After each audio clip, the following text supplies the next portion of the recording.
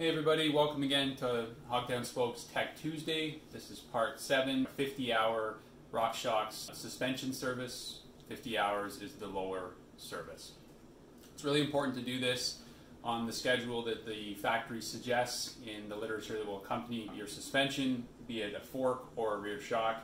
Fortunately, too many people don't do it at the correct service interval, and certainly the skill and cost and hassle involved in doing this is part of that, but nevertheless, if you can follow these schedules, Rockshox is very strict about needing a lower service at 50 hours and a full fork service with replacement for some consumable parts at 200 hours.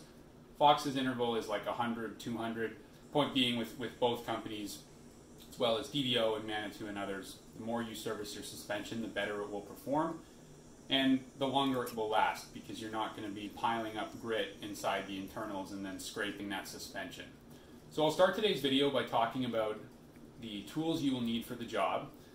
Again, unfortunately, it's a little bit more involved than stuff you just have around the house. If any existing videos have made it seem that way, my apologies on their behalf. It's a more dedicated process, which is why we offer this as a professional service here in Toronto. What you will need to service, for example, in today's video, a Rockshox Reba 2018 Boost Fork, are the following items. Isopropyl alcohol,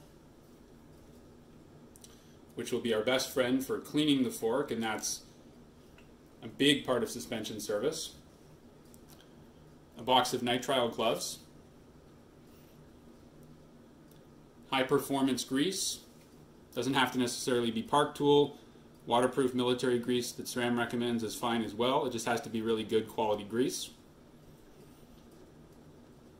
You will need a conventional number 5 Allen. You will need a conventional 2.5 Allen in order to remove the cable guide from a Rockshox fork. And potentially you will need a number 2 Allen depending on the rebound adjustment knob. You will need a super clean oil jar in order to soak the foam rings prior to reinstallation.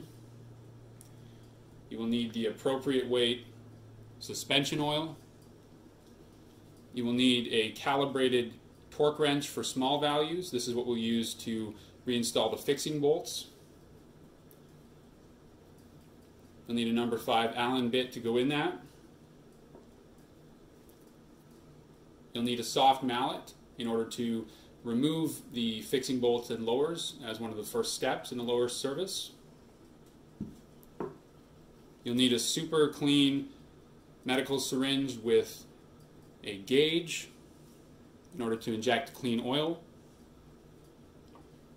You will need, for Rockshox forks, only SRAM butter to lubricate the wiper seals. This is the best grease out there. I find it handy to have a little bit of textured rubber in order to pull the rebound adjuster knob out if it's a little stiff. You'll need a high quality, high gauge, calibrated torque wrench, ideally with a cassette lock ring fitting, which is what the new Rockshox forks now take for top caps. Go a little bit beyond on a lower service, and so we'll also check the cap values as part of the finished product.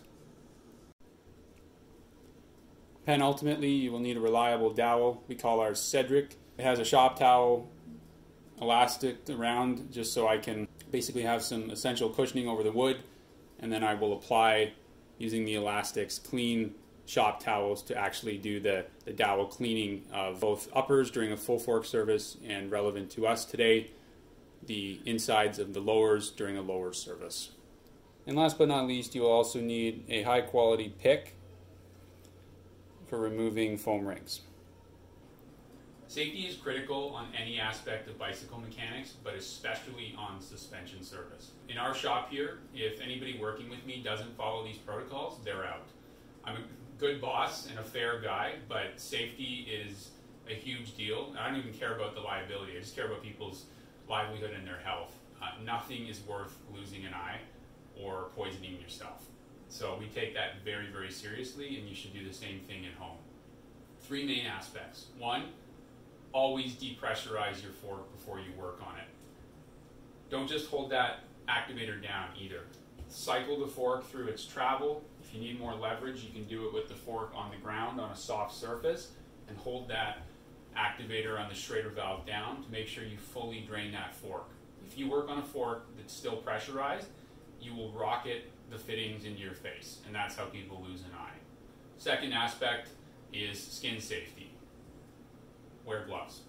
Suspension oils are not super corrosive, but it's not good to get them on your skin, so always wear nitrile gloves, which further helps to protect your fork because it keeps grime off of the clean parts as you work on them. And then the third aspect of safety is ventilation and fluid collection. Always make sure that you have the suspension set up for work in a well-ventilated area. If you have an exhaust fan, even better, so that you're not breathing that stuff in too much and you're not increasing the risk of suspension oils catching fire. And then make sure that you have a bin, a dedicated bin that can be sealed to collect spent suspension fluid. We use this bin here, which is labeled so that it will never be disposed of in the drain or in the garbage. We have this picked up by the City of Toronto and disposed of by professionals. And that is the only thing that oil and waste should go into. We actually will put everything from dot fluid to grime from chains in there, but it all goes to the same responsible place. Better safe than sorry. Having set up my work area and safely depressurized the fork, it's time to go ahead and do our first step. You grab our rubber traction pad. I'm going to wrap it around the rebound knob just for some purchase, and we're going to pull this out like so. Notice how it's nicely coated in suspension oil. Put that somewhere clean, dry, and safe. I'm going to angle the fork up a bit, give you guys a perspective on what's going down on the bottom here of the lower legs. So inside here you'll see that there's two Allen head bolts. Those are our fixing bolts. Essentially what they do is they grab the air and damper spring assemblies and they hold everything together and lock it in place to the lowers. So obviously the first step in order to do a lower service is remove those bolts, break the press fit bond with some shock, and then we can go ahead and pull these off. Either using your number 5 Allen, or I prefer to use a handled Allen for this, just so I have a striking surface. You're going to go ahead and position it, start on either side, put on that bolt. Make sure you have purchase on the bolt receiver, just so you're not stripping anything. When you feel like you have purchase, when you hear that tool bottom out, you can start to unscrew, and you're going to do 1, 2, 3.5 turns. Bottom out, 1, 2, 3.5 turns. At this point, what I need to do is I need to shock that tight press fit. We're going to use the bolts for that. By keeping the bolts partially threaded in and then striking them via the Allen key, what will happen is it'll knock that assembly forward, separate the air bond, and I can slide these off. So I'm going to pop the tool in, make sure there's purchase, and I'm going to give a couple of firm strikes with the hammer, and hopefully it'll work the first time. If not, I'll show you how to troubleshoot that. Same thing on the other side.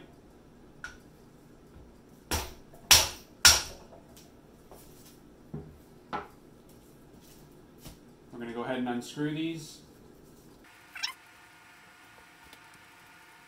Okay, definitely worked on that side. I'm going to give the air side just a little bit more love. The reason I'm going to give the air spring side a little bit more love is it just didn't take on the first go. This is totally normal. On some forks you might have to do this 3 to 5 times to get it off. It just means it's a very tight press fit. That's a good thing because the seal would have been rock solid. I'd rather have a fork resist more than resist less on this step. So I've just screwed the air spring side fixing bolt back in. I'm going to redo the process of 1, 2, 3.5, and strike it again.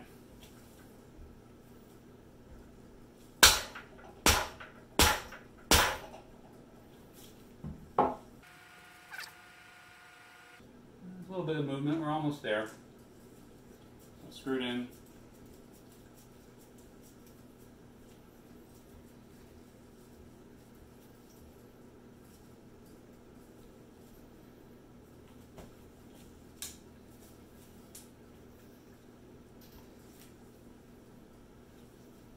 And this time I'm going to try just backing it out 4 turns.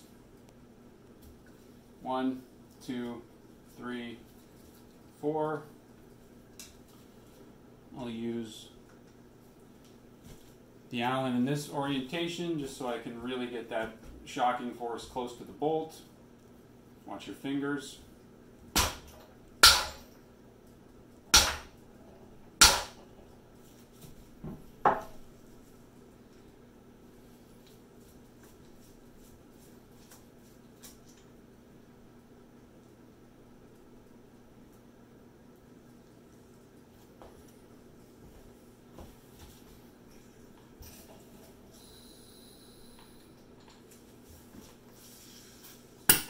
There we go, and that did it.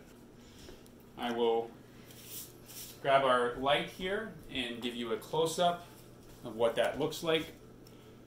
You'll notice inside that the black holes look like just that, like black holes in space. You can't see the assembly, and that's because the press fit has been shocked and dislodged, and that's how we're able to slide these off. So, moral of the story is just be patient. There's nothing wrong with this taking a few times.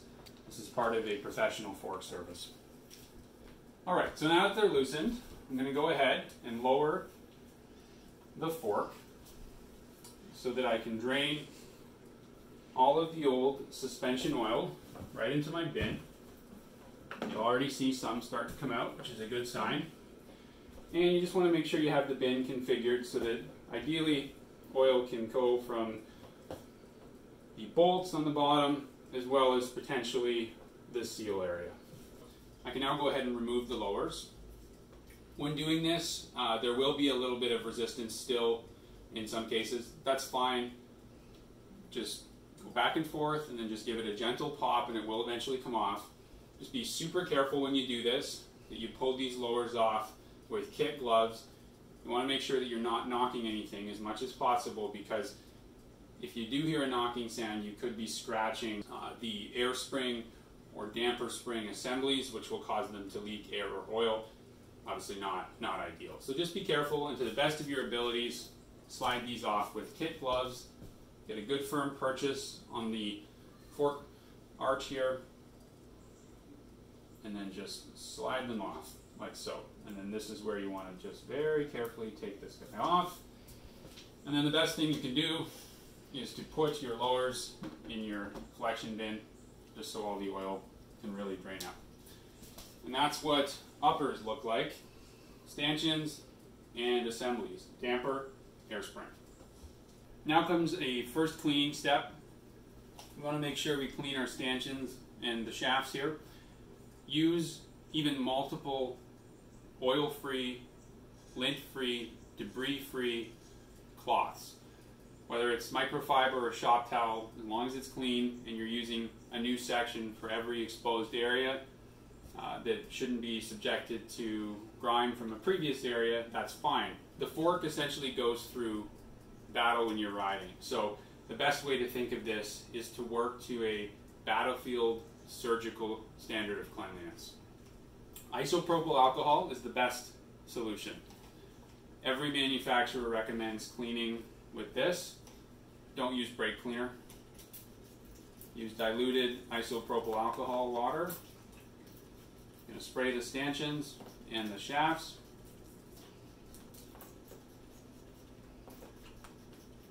I'm going to start by cleaning the shafts. Like so. Get all that old oil and grime off. It's also important to clean the area where the shaft joins the lowest portion of the stanchion and the spring assembly and damper assembly seal head, because that's where the wiper seals and the foam rings can direct a lot of debris as your fork is used. So that's still clean enough that I can switch sides, but when we do the stanchions, I'm going to use a different brand new section of this cloth. critically important, as when you clean your bicycle or service your bicycle generally, that you use this service opportunity to inspect for damage. Unfortunately, gotta be honest with you, if you're doing this and you notice scratches on the shafts, you're probably going to need to replace them because they will eventually leak. Minor cosmetic scratches on the stanchions, provided they've been smoothed out and aren't actually into the aluminum, are not the end of the world. Deep scratches on the stanchions will also cause air or oil to leak. So ideally, if you've taken care of your fork and you've serviced it with care, or somebody has serviced it with care for you, you shouldn't notice either of those things. If you do notice them, don't freak out. Do a little bit of research. Send us an email at info.hogtownspokes@gmail.com and we can assist you, or go see your local trusted suspension mechanic. Make sure they're a suspension certified mechanic in terms of their training and experience, and not just a general bicycle mechanic, for example, a road mechanic who doesn't work on telescoping suspension. Alright, so those are nice and clean. I'm going to get some more isopropyl to clean the seal heads on both sides.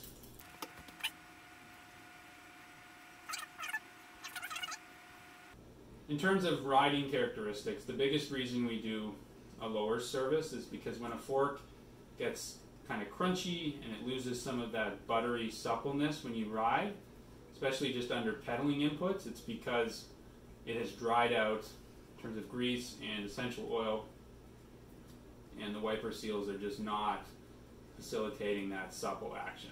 A lower service goes a tremendous way towards ensuring optimal performance of a mountain bike, especially a hardtail, where the front suspension does everything.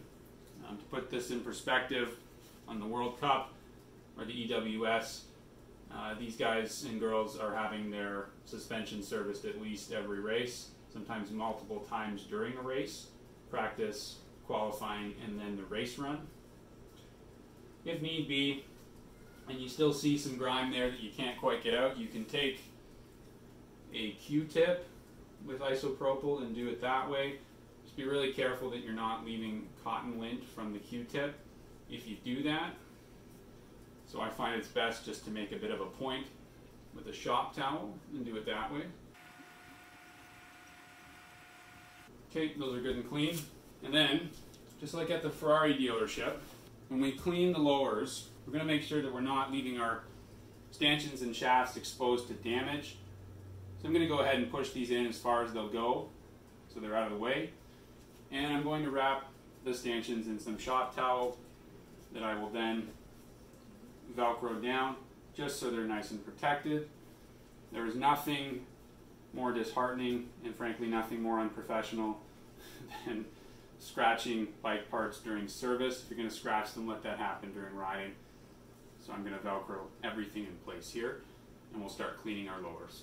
The first step in cleaning the lowers is to go ahead and remove the foam rings that cushion and lubricate with suspension oil the stanchions and sit just below the wiper seals. You're going to take your pick and you're going to gently remove these. They're a tight fit, so you may have to just finesse this, but usually they come out pretty easily. During a lower service, unless these are absolutely gunky, you can clean them and reuse them. And the seals will stay in during a lower service. During a 200-hour service, a full fork service, these will be removed and replaced. And certainly when we service suspension at Hogtown Spokes, that is mandatory. We follow the factory guidance, and those are consumable parts. They are not meant, even if it's possible, they are not meant to be reused after that life cycle. But they can be for a lower service. So, having removed these, I am going to thoroughly clean them in warm water and a mild dish soap. I'm going to thoroughly dry them, and then I will show you how to soak these in suspension oil prior to reinsertion. But having taken them out, this next step is really simple. I am going to again work to that standard of battlefield surgical cleanliness. I'm going to just nuke this entire fork in isopropyl alcohol, and I'm going to use that dowel with multiple clean shop towels to scour the inside. Let me show you how that's done. So I've applied a clean shop towel with this elastic to the dowel, and you're just going to do this multiple times to your lowers and the inside of the wiper seal. It's really important, hopefully you can see that, but down at the bottom of the lowers there's a recessed area, which is where the assemblies will fit in. That area will just be gunked with old oil and some grease. Make sure you push and twist to really get that stuff, and you just want to keep doing this with a clean rag per side, or even a couple, until you pull the dowel up and it is grime free.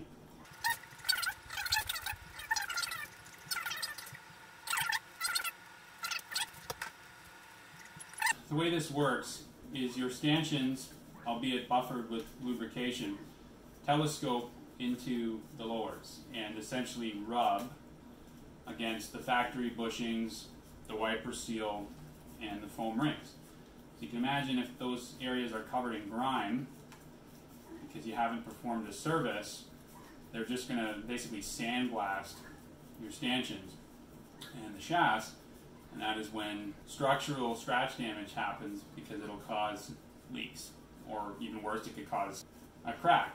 So you just want to be really thorough and really, really methodical. That's not in your makeup. Leave this to a professional. Suspension should be an obsessive task. And frankly, any bike mechanic who's good should be a little obsessive. Just like any surgeon or any pilot or any tax lawyer.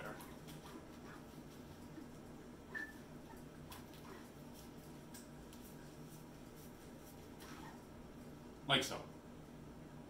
So I've absolutely nuked and cleaned the lowers inside and out, and what I'm now going to do is prep the foam rings for reinsertion. I've thoroughly cleaned them with warm water and mild dish soap and then dried them, and I'm leaving them to soak in a bath of 15 weight oil, OW15. This is a screenshot of the Reba and Bluto 2017 to 2020 service catalog, and what you'll see there is for the lower legs on a Reba, it's 15 weight oil at 5 mils injected into each leg. Now that my clean, ready to reinsert foam rings are soaked in OW15, holding them over my bin to collect any spill, I'm going to reinsert them in the slot just below the wiper seals and above the bushing. Just be patient when you do this. There's quite a precise fit, but if you're patient, you'll be able to get it.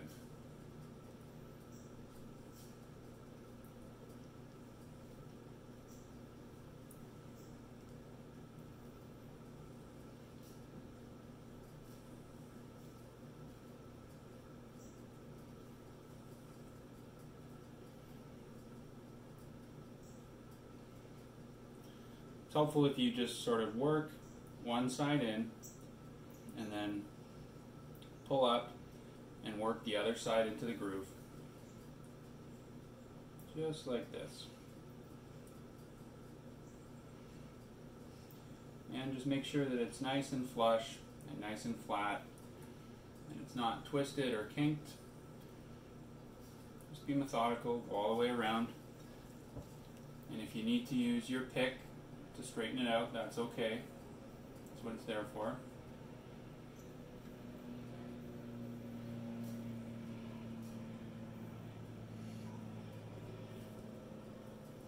So when you insert those rings, just be patient. It can be a bit of a tedious task. It'll flush and smooth over time. You just want to make sure there's no folds in there. Alright, so that being done, and me having just done a nice cursory clean of the inside of the wiper seals, just for any excess oil, as well as the top here, we're going to do probably the most important step in a lower service for ensuring that buttery riding action from your suspension, and that's to apply really high-grade grease to the wiper seals. For Rockshox forks, only use SRAM butter. Take a very liberal amount and coat the inside of the wiper seals. Forks that need a lower service and don't have that syrupy action, this grease has usually degraded and dried out, or in horrifying situations, not enough was applied in the first place. Saran butter is your friend. It is awesome grease that will work with these quality seals to keep that action super smooth. Telltale sign of, among other things, of a fork that needs a lower service, especially with RockShox where you have the gradient scale on the stanchions, is that when you get the fork extended after an activation, the gradient scale shows that there's seemingly less travel than there actually is. And that's because the stiction here is just not letting the stanchions come all the way out. So on a 140 fork, it would actually look like it's 130, probably because this grease is dried out. So you want to use a liberal amount. Don't worry about this excess. We're going to clean that off once this is reattached to the CSU, to the crown steerer upper assembly. Having nicely lubricated the inside of the wiper seals with saran butter, we can go ahead and put the lowers back on. You'll notice that with the now clean retaining rings for the wiper seals, I've positioned them on the stanchions very carefully and gently. The reason I've done that is because if you have them attached to the wiper seals when you do the reinsertion step, you'll encounter more resistance and it'll be awkward to do. So just slide them up here. You can either have your fork level, or if you think these guys will stay in place, you can have the fork angled down. I generally like to have it fairly level, although I will just bring that down a notch, like so. And then you're just going to do the opposite of what you did during removal, being incredibly careful to not damage your shafts. Clean fingers and a clean rag. I'm just going to pull the air spring out just a little bit. And the most important aspect of doing this is getting the orientation right. It's easy to put it on backwards. So the best way to do this is to make sure that the serial number on the fork is facing you, which will put the damper on the right side, which is the correct riding position. And then from there, you're just going to use the back of the fork brace as orientation. So you should be able to see the specification stickers. You carefully thread these over. I'm going to brace the lowers with my body. I'm going to gently slide on one seal at a time. Just be patient.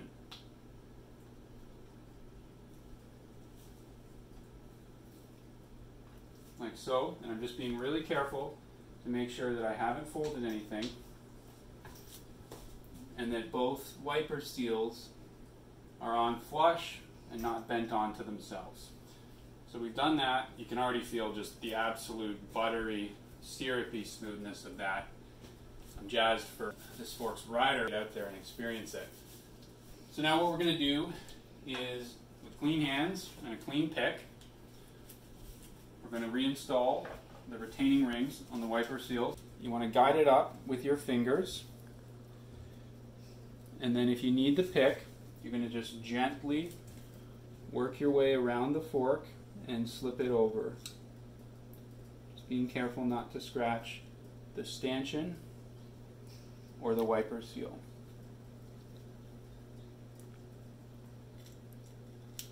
Just like so. And I'll do the same to the other side. With the lowers reattached, what I'm now going to do is inject the oil. And what I've done is I've put the lowers on loosely enough that if you see inside, the assemblies are not visible, which is what you want, because you want to create a space between the assembly threads and the bolt so that when you inject the oil, it doesn't go straight into the assemblies and just get clogged and pushed back out. It'll nicely lubricate the walls of the respective lower legs.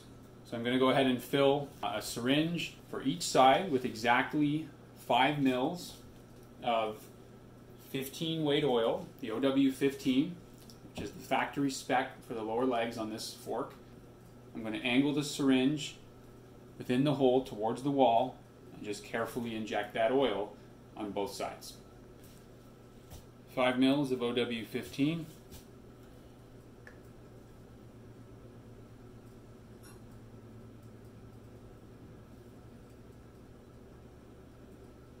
Okay. Other side now. 5 mils of OW15.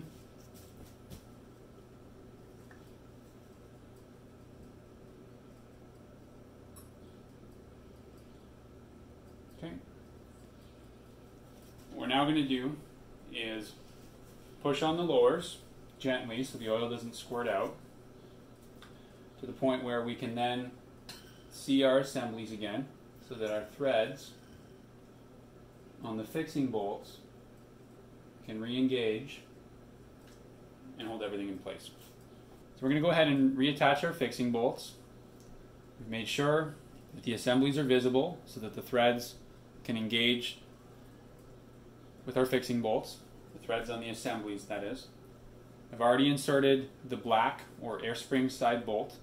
Now I'm going to insert the damper side, which is the red bolt, for the right side, where we have our damper adjustment knob and red Rockshox O-ring. On both bolts, I like to apply a thin layer of waterproof military grease. On forks, it's not always a factory step to do this, but I like to do it because grease is an effective sealing agent, and it just ensures that there's no leakage.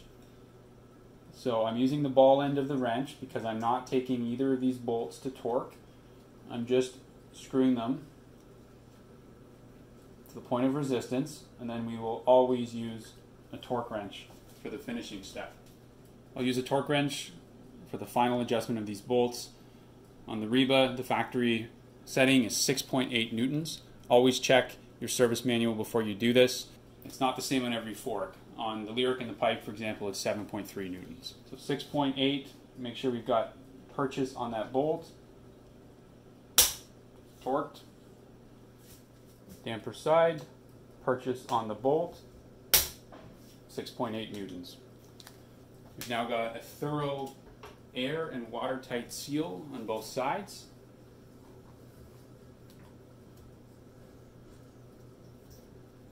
Let's clean this out.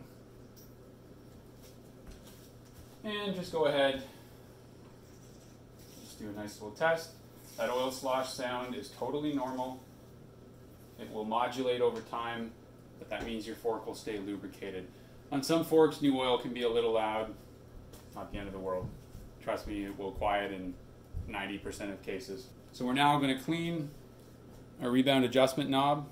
If you want, you can apply a tiny little bit of grease. It's really not necessary, but if you want, just to make sure it's smooth and doesn't seize, you can do a little bit of grease on the shaft of the knob, just so it stays on smoothly.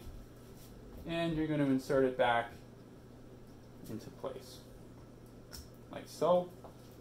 And then the way you will know that it is on there properly is if it ratchets.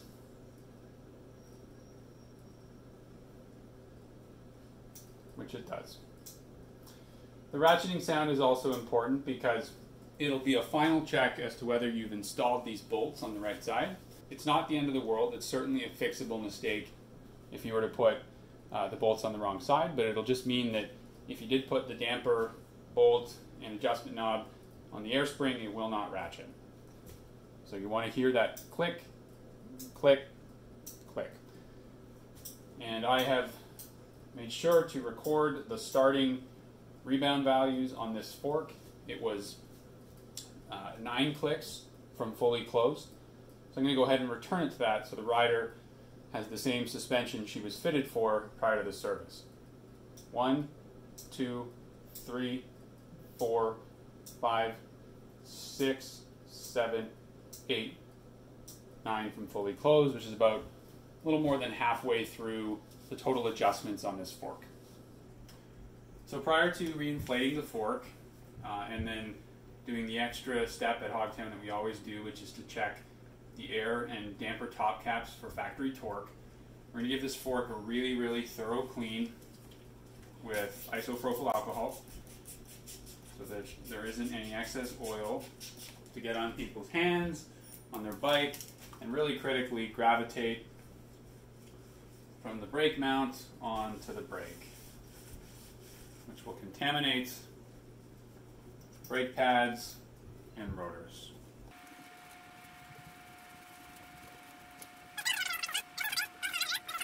One alarm bell that should always go off for you in terms of picking a suspension mechanic is if your person does not use a torque wrench.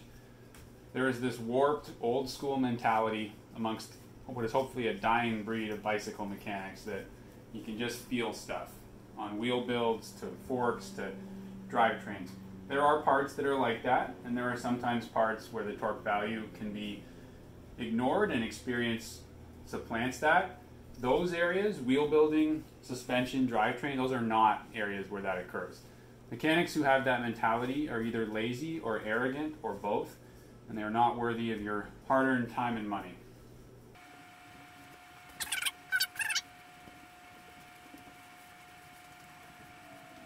We'll extend the legs. I'll use a clean cloth for the stanchions. If your O-ring's dirty, you can clean underneath that. Isopropyl's fine.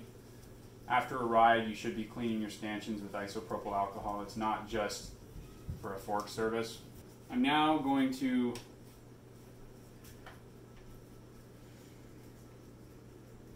flip the fork right side up, and we're not going to rest on our laurels with a conventional lower service because that's a safety issue. No matter how well done the previous service was, it's my experience that the top caps can always loosen during riding. I've seen my own bike have the caps loosen as much as half from the factory torque value of 28 Newton meters. You don't want to be in that situation where you have an opportunity to check and you don't, because if you experience a catastrophic loss of air or oil on the trail, that is a serious safety mishap.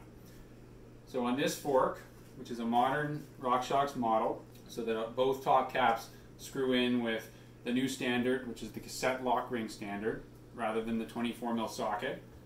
On both sides, we're going to torque these to the factory spec of 12 Newton meters.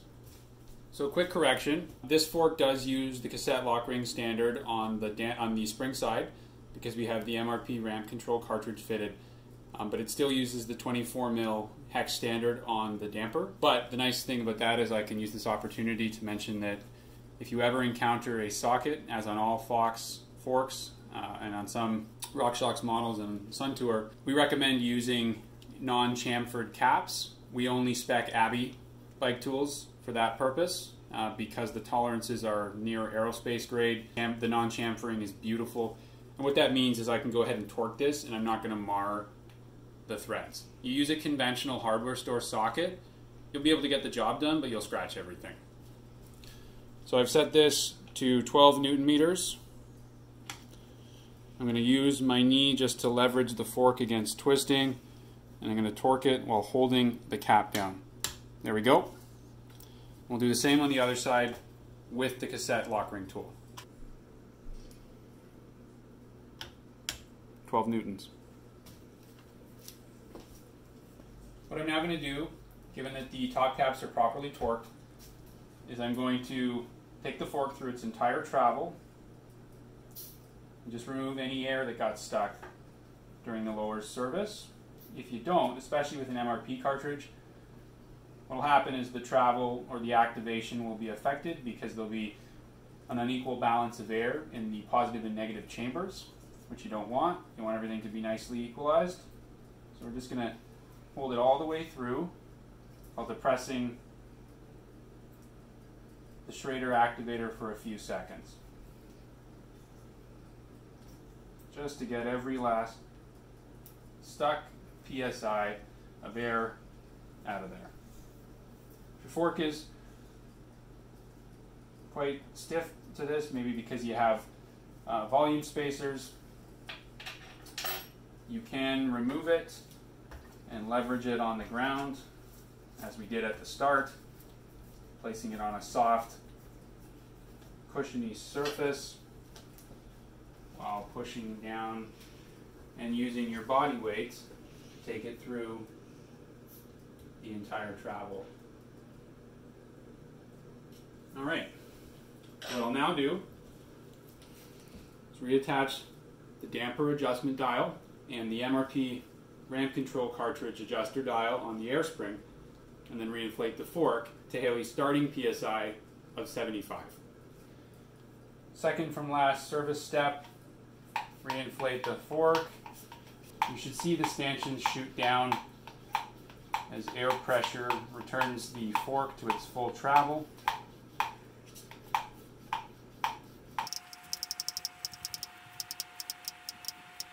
There we are, nicely at 75 psi.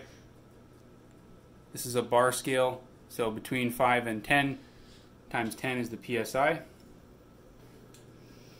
And a nice quality control step for ensuring a proper lowers service and reinflation on Rockshox forks is to take a look at the gradient scale, because what we will see is full usable travel, and what we wouldn't see if this was done improperly or not done at all is the same. So I'm going to flip this around and show you what I mean. You notice how on the 140 scale we're at 0. What would happen on a fork that wasn't serviced, or a fork that was serviced improperly, is that the fork would re-extend only to here. Whereas on a properly serviced fork, it takes a second or two, but because of that fresh SRAM butter and that service, it nicely returns to 0. And this will work in and get even smoother as Haley rides it. So the very final step prior to obviously putting the fork back on the bike, just to make sure the adjustments are in the same spot as when she arrived for service. So the MRP cartridge will be fully open, and our damper will also be fully open.